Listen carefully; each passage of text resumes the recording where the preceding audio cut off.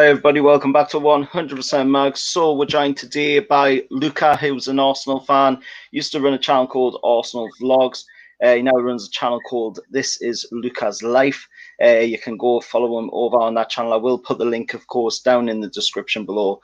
I'll give him a chance to introduce himself to yourselves as well. He has been on the channel before as well, so it'd be nice to go and show some support to his channel. So do you want to introduce yourself, Luca, mate? Thanks for having me on. And yeah, obviously I used to have a YouTube channel called Arsenal Vlogs, but obviously due to personal reasons, obviously I had to deactivate the account. Because I did really miss the account. It did have nearly 1,400 subscribers, but I got rid of it June last year. And due to obviously people obviously exposing me, and long story, but I don't really remember what happened. But that's long gone now. We're starting something fresh for 2021. And where you can find me on this channel is This Is Luca's Life. I know it's difficult for people to obviously search it on YouTube, and I try and find difficult maybe, but I obviously anyway, I do football content. I do day out vlogs and all that stuff, Q&As and that. And I've got other channels as well. Obviously I've got a channel called the LQ Challenge as well. And also my girlfriend as well. It's the couple things. So we've got a video coming out, me and my girlfriend, on Saturday at 4 p.m. and currently editing it at the moment. But no, thanks for having me on, and let's get on with this preview. You're welcome, mate. No problem. I am absolutely glad to have you on the channel again. Yeah. You haven't been on in a long time. Last time I think it was the takeover video that we did on the live stream. Yeah, when I was bantering Newcastle fans. So. That was quite a while back now. Yeah. We will talk a little bit about the takeover as well, with some fresh talk coming about that, of course. Yeah. But the main focus is, of course, the game against yourselves at the Emirates on Saturday. And, of course, it's going to be a tough game for us Newcastle fans. We haven't had the best of luck down at that stadium. The last time, of course, in the FA Cup that we won was, of course, the FA Cup final 51-52. With George Robledo scoring the goal in that game. And of course, in the league, it was the 10-11 season with Andy Carroll scoring the only goal in the game. So when we do win, it seems that we only seem to win 1-0. So that could be a score prediction that I will be going with going into this game. Maybe Andy Carroll as well, with him scoring the goal just gone against Leicester. So what's your thoughts going into the game, Luca, mate? Well, my thoughts going into this game, I'm confident going into this game because obviously we won the FA Cup. We know the FA Cup very well. And obviously we've had a bit of a bad start to the season. It's been a terrible season for Arsenal, a lot of problems. And everybody thought we were going to be that relegation Down syndrome mode. But no, we've picked up 3 wins now, and we're starting to build a little bit of confidence now. We're climbing up the table, and we beat Chelsea, which was quite convincing, which I was quite surprised. We got a result against Brighton. Funny enough, we beat Brighton away. It was the first time we've beaten Brighton away for a very long time, since 2015 in the FA Cup. And then we currently beat West Brom. But going into this game, I'm confident going into this game because we've got confidence now. We've got players coming back. Thomas Partey's back this Saturday, so he'll be playing.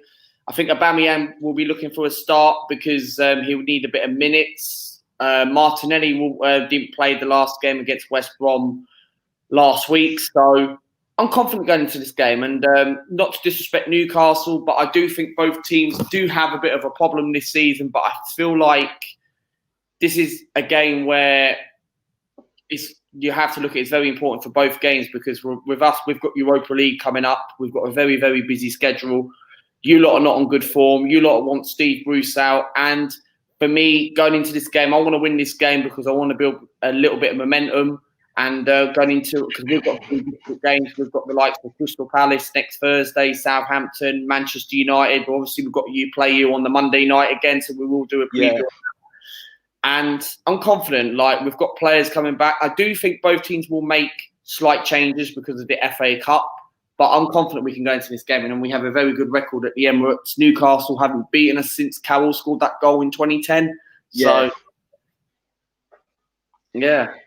So looking at it from like obviously Mikel Arteta, he hasn't had the best performances as a manager at the club.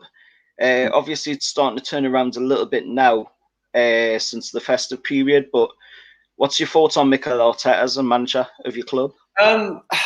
Like this season, it was all about whether, like, when we brought all these players in, like we brought the likes of Thomas Partey, we put Willian in, and I know Willian hasn't really like turned out the plan, but at first I was hyped about it. Partey, Gabriel, and he's addressed 2 good signings. And with Arteta this season, I thought this season, obviously, the main was to get into the top 4, and I was quite very surprised how we started. Like, we've been near the relegation zone. We've won 3 games on the bounce so far. We're all in a good form, but how long can it consistently go on? And with Arteta, I've just started to lose faith in Mikel Arteta because, like, I was a few weeks back, I was saying he needs to go. He needs to go. He's not good enough. We kept losing every week, and I said to myself, I was speaking to an Arsenal fan called MB Lurks, and massive shout out to him. He's a regular to my channel. But he was saying to me, and we come off YouTube, outside of YouTube, and we talk on WhatsApp, and he was just saying about if we got that win against Chelsea, which we did, and West Brom and Brighton, he'll save his job. But I'm still an Arteta out because unfortunately, we can't really get rid of him now because obviously what I've been hearing is that the board obviously want to back him in January, but what I heard yesterday or the day before, I know it's only paper talk, but Kroenke come out in a minute and said that obviously he doesn't use his own money. Yeah. Kroenke obviously come out in a minute and said that we can only buy players if we sell players. And that sounds like Mike Ashley at Newcastle. It is. Both Kroenke and Mike Ashley are both similar scenario, but whereas Kroenke don't go to the games, whereas Ashley knows the results. They're both the same comparison. And for me, with Arteta, I still think he's out of his depth. I still think he's not the right man for the job. But Tapas Poulis, I want him out. So I want him out. And we need an experienced manager. But you can't really go into him now because not unless we go back what we did before when we keep losing because you never know. Like, I always get nervous going into a game whereas I'm thinking, okay, Newcastle can actually beat us here, and then like you don't know because I just want Arteta to be back to the January transfer window. I still want him out, but I will back him this season. I think he'll go at the end of the season or something like that. And I want the board. We're lacking creativity. And we need to get rid of like the Mesut Ozil situation with Ozil. I'm glad he's going now. Fenerbahce and DC United are interested in, but I think it's looking that Fenerbahce are more interested in getting him. Yeah. So, but Ozil obviously doesn't want to take a pay cut. So with Ozil, he wants to obviously pay the rest of his money, 8.75 million, so nearly £9 million until the end of the season. So it is a lot of money with 350 grand a week. He wants to play until the end of the season. He wants to be back in the team and show what he can help us for the next 6 months. And we have been linked with a Norwich player, Bernada. Apparently he's meant to be high rated. And we've been linked with the Brighton midfielder, Basuma. So yeah, I remember Basuma was the one that was the player who actually did the foul on Jamal Lewis this season. Yeah. With the boot to the head. Very bad foul by him. He should have been actually banned for it as well, but unfortunately it didn't happen. Which is questionable. About it. But anyway, we have been linked with those 2 players, and I feel like we need a bit of creativity because Smith Rowe's actually coming to the team now. And what I like about Mikel is I'm not a massive fan of Mikel, but like I touched on about 5 minutes ago, but what I will say, the positive with Mikel, that we've got 3 wins on the bounce. The players are starting to play well. And Martinelli's, we're taking it easy on Martinelli. Lacazette is banging goals in. Saka is looking an unbelievable talent. Smith Rowe is coming in. But the thing with Mikel, he's not going to be backed by the board. And I know the positive things, we're getting rid of players slowly. But we probably won't get rid of the whole deadwood because it's a month January transfer window and it's very difficult to get rid of them. And we've got too many deadwood players who are on high wages. Like Socrates is very close to leave and go to Genoa. Mustafi might be leaving in this window. Ozil's going in the summer. Kolasinac has gone out on loan. But the massive mistake was getting rid of Saliba. Like, we paid £27 million. We send him out on loan a couple of seasons ago and then bring him back from this season. He hasn't featured since a pre-season friendly against MK Dons. And after that, he's been chucked in the under-23s and he's gone to sign for Nice on loan and he played yesterday. I don't know what the score was, but he played yesterday. And whether he done well, maybe it's not a bad thing, but you're wasting all that money, whereas you could have used that money on other players. Like, I don't know. We just need to get creativity in midfielder, and we're lacking because Smith Rowe has a history of these little tissue injuries, and if we lose him, Ceballos isn't that great. I don't rate Danny Ceballos in my opinion. I never did. Yeah. But if Ozil's not going to get played and this is his last season, then obviously we need to buy a creativity midfielder. So talking about obviously Mikel Arteta, you're obviously not a fan of him and the way he's been managing the club. What do you think your way forward is for going to this game against Newcastle? How can you see us going into this game and I think picking up a win? I think Newcastle would treat this very, very seriously. And like I touched on a moment ago, I think both teams are going to take it seriously because obviously we've got Europa League coming up next month and the fixtures are coming thick and fast while this pandemic's on and at the moment. But I think Newcastle, you want to treat this very, very seriously. And Newcastle need a trophy. And you've been, to the quarterfinals of the FA Cup. You've been to the quarterfinals of the League Cup this season. You got knocked out by Brentford, which was quite shocking. But I don't know. Both teams are going to be under pressure, but I think we'll win this game because, like I said, we're in confidence. Steve Bruce is under pressure, and Arsenal are going to make quite a few changes. We've got Thomas Partey back, and I feel like it's going to be very difficult for Newcastle. But the interesting thing is who's going to play in goal. I hope Runnison doesn't play because after his horrible mistakes against Manchester City in the Carabao Cup, and we never beat Man City. We either lose all the time against them. So to see someone little like Runnison against a big fella like Andy Carroll will cause us problems. And that's what I'm worried about, Andy Carroll. And I'm just worried about the goalkeeper situation. Something tells me I feel like if we're going to play Runnison, then I have a bad feeling about the game. But no, I'm optimistic. I think we'll win this game very comfortably. I don't think Runnison will play. I think Leno will play because we don't play till Thursday and we've had pretty much nearly a week off. So technically you could put the wrong team out and go with the same team. But I think Mikel would make a few changes. Yeah, I think he might as well. Like you say, like you touched on before, you've got the Europa League game. Obviously, you've got the game against Wigan in the league coming up as well. So I think you'll probably be focusing on obviously you don't want to play serious in the FA Cup, but you'll be probably focusing a bit more on Europe. I think so. The thing is, I agree with you, and I agree with what you touched on there, but we always raise our game in the FA Cup, and I don't want people to think, okay, Arsenal want to win that competition because that's the only competition they want to win and do it deliberately. But the thing is, we take it very, very granted. We take it very, very seriously because it's the FA Cup. It's a trophy to win at the end of the day. And how much we've won the FA Cup, like we won it in 2014, 2015, 2017, and this last year just gone. But we will take it seriously because obviously we want to continue our momentum. We want to build a little bit of confidence. And it's an opportunity for the fringe players who need a little bit of minutes, and they want to win this game because they know what it means about the FA Cup.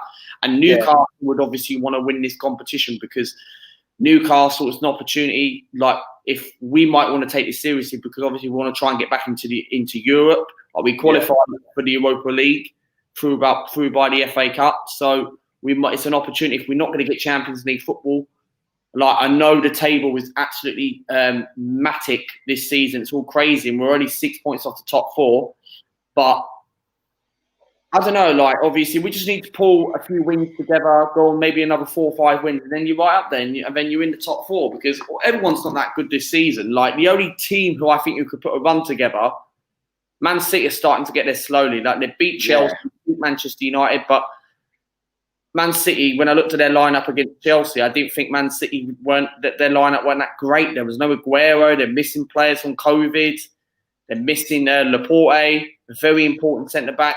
And I don't think Man City's team last night was good. But when I looked at the defence, you had Wanka and Salah, and I didn't think he wasn't that good.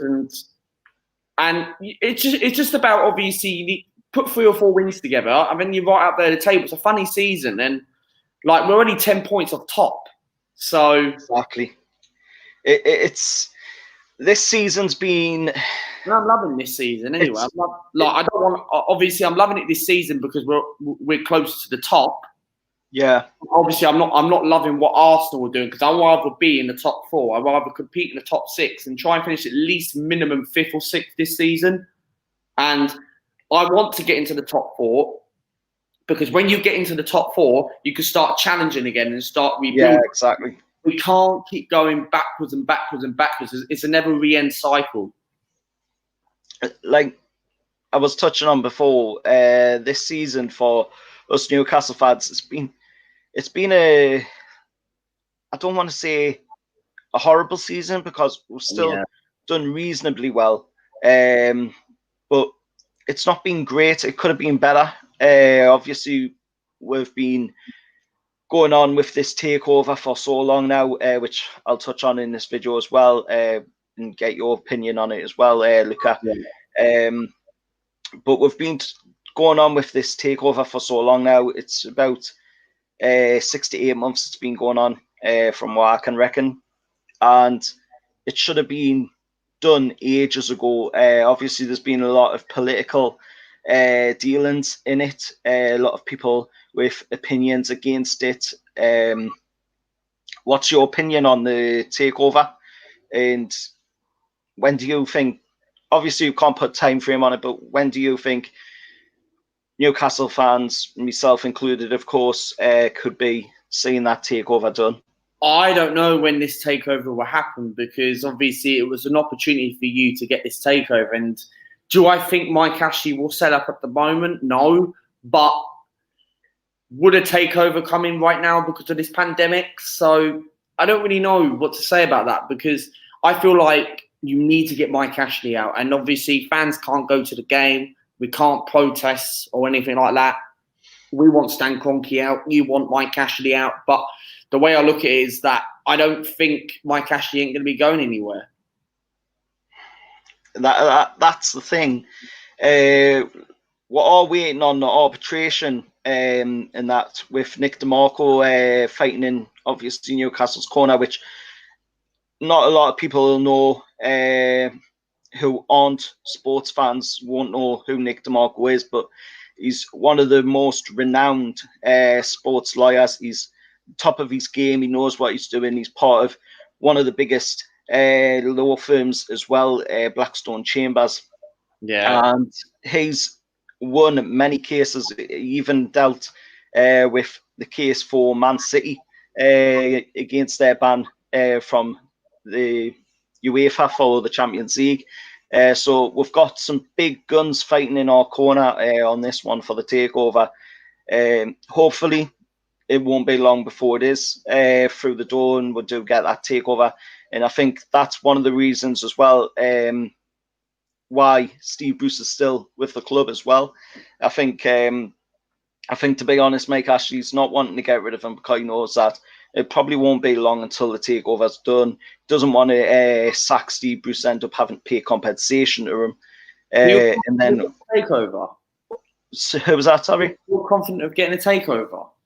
I'm pretty confident that we're going to get the takeover. Yeah, because if you look at the evidence that's against the Premier League, and then of course you've got Qatar and the Saudis have just signed a peace treaty as well in the Middle East. So that obviously all works in with the takeover as well, because obviously Qatar, Big N Sports were very against the takeover. Yeah. But with them signing the peace treaty now, they're probably not going to be that much against it, in my opinion, anyway. I'm sure there'll be fans of other clubs, fans of Newcastle as well, that don't agree with that opinion and think that the signing the peace treaty's got nothing to do with the takeover at all, but they're all entitled to their own opinions at the end of the day. But in my opinion, I think, that's got a big part to do with the takeover. And obviously with Qatar being able to have their BN Sports as well back in Saudi Arabia, showing their feeds there, that's going to play a big part in Newcastle getting the takeover. And the only people to go against it is, of course, like yourselves, Arsenal, Liverpool, what's now being called as the self-entitled ones, who believe that they should be going out there and winning the trophies every season. I don't know if you agree with that or not, being an Arsenal fan, but that's what's being said by quite a lot of people, is that you're the self-entitled ones, along with like Man City, Man United, or Tottenham in that. So what's your thoughts on that? That's quite a tricky question to ask, but what I will say is I absolutely agree with you on that one, because I feel like with the trophies and that, I don't know, I'm very confused now what to say about it. Sorry about that. You know what I mean? So moving on from that one, because obviously that's a tricky question for your answer. Yeah. Talking about the game, obviously on Saturday, what's your score prediction going into that game? What do you think the score's going to be? Prediction: I'm going to go for Arsenal winning by 3-1. I don't think we'll keep a clean sheet. I feel Newcastle are going to score a goal, and I think we'll take the lead. Then I think your equalise will give us a game. Then I think we'll kill the game off, and I think we'll make a few changes. Like I said earlier, I touched on. I feel there's an opportunity for the likes of Pepe to come in, Aubameyang to come in, Martinelli to come in. Partey's coming back. He needs a few minutes. David Luiz and Willian didn't play the last couple of games, so we've got an opportunity, and I feel like we've got enough step to beat you. And I'm going for a 3-1 Arsenal. I think we can beat you. And you never know; it's magic of the FA Cup, and Newcastle will come out and put a decent performance, and maybe fans will be like preying on Steve Bruce, but they still want him out. But I want to win this game because it's an opportunity to get to the fourth round of the FA Cup, and it could be a competition which means at the end of the season to get into the top 6 and try and qualify for at least minimum Europa League. We all want Champions League fans, or Arsenal fans, Gooners out there, but we're not quite good enough to get into the top 4 with this kind of squad what we've got. But it'd be nice to win the FA Cup again like it was last year, that Wembley feeling. But besides that, I'm going to go for Arsenal winning by 3-1. 3-1. That's a pretty good scoreline. I've got to say, I'm not as optimistic of Newcastle coming away from this one with a win. Obviously, like you say, touching on the magic. We beat you 4-0 before, didn't we? Yeah, not great. Touching on obviously the magic of the FA Cup, and of course this being a cup that Newcastle are quite famous for playing well in, at least in the past anyway, under Joe Harvey. God rest his soul, absolutely amazing manager of Newcastle United. Yeah. And, since them days, Newcastle haven't really done that well. We've got 2 finals, obviously, in 98 and 99. And we've made a few, like, semis and quarters. Obviously, we made the quarterfinals last year against Man City before we got knocked out. And, of course, you played Man City, who, of course, ended up being the eventual winners of the FA Cup. I'm going to go with Newcastle come away from this one on the end of a loss, unfortunately, because I'm not as optimistic that we can come away. Obviously, I'm going to be rooting the lads on all the way on Saturday for a beat yous. Non offense to yourself, of course, but that's the way it is. You might hear a rant on Saturday night, so there you go. So you never know. But that's the way it is. At the end of the day, we're all going to be rooting on, obviously, with team all the way, even under a dodgy owner and a dodgy manager. But I'm going to go for Newcastle come away from this one on the back of a 2-1 loss. I'm thinking Andy Carroll's going to get a goal in the game, but unfortunately Arsenal's going to nab a goal late on to finish it off and win the game. But, you know, hopefully I'm wrong. Hopefully we do win the game, and hopefully we'll come out on top. All respect to yourself as host. I hope you do. The weekend, Saturday night. I hope you do well for yourselves as well. So I'd like to thank Luca for coming on the channel. Yeah, thank you very much for coming on. And where you can find me, obviously we're going to do an opposition. We're going to be going live on my channel now. So make sure you go over there onto This Is Luca's Life. 100% Mags. We'll put the link in the description below to make sure you can find the channel if you want. And we're 8 subs away from 500 subscribers. And can we get that? And it will really, really be appreciated. And have a look at my previous videos I've been making and all that stuff. And yeah. So it's been an absolute pleasure to have you on the channel, Luca, mate. Of course, like Luca said, go over to his channel where you can see we're doing the opposition preview over on there, obviously talking about the game in that as well. And if you can, please hit the like button. Be absolutely fantastic if you could put likes on the video. If we could get to 10 likes on the video, would mean a lot. Also, subscribe if you haven't subscribed yet, or if you're new at the channel. Also subscribe to Luca as well. Absolutely fantastic YouTuber. Does some really good content over on his channel. And I'll put his link down in the description below. And also, once again, it's been a pleasure to have you come on the channel, Luca, mate. Happy New Year as well, because I didn't get to say that at the beginning of the last year just gone. Happy New Year. Happy New Year. And Happy New Year to everybody else as well watching the video who has only just come to the channel. And I'll see you all next time. However, lads.